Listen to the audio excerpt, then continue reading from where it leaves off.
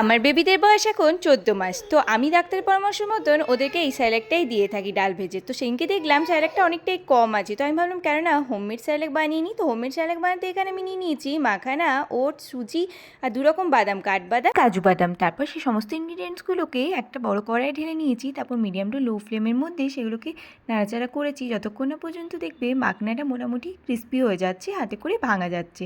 বেশি লাল করে ভেজো না, তাহলে বাচ্চাদের আবার তেতো লাগতে পারে। তারপর বড় থালার মধ্যে ঢেলে সেটাকে ঠান্ডা করতে দিয়েছি। তারপর সেই ইনগ্রিডিয়েন্টসগুলোকে মিক্সার গ্রাইন্ডারের মধ্যে ভালো করে একটা ফাইন পেস্ট করে নিয়েছি। তারপর সেটাকে একটা এয়ারটাইট কন্টেনারের মধ্যে রেখে দিয়েছি। এটা কিন্তু 7 থেকে 10 দিন পর্যন্ত আরামসে রাখা যায় আর বাচ্চাদের খাওয়া যায়। আমি এটা 2 রকম প্রসেসে বাচ্চাদেরকে করে খাইয়েছি।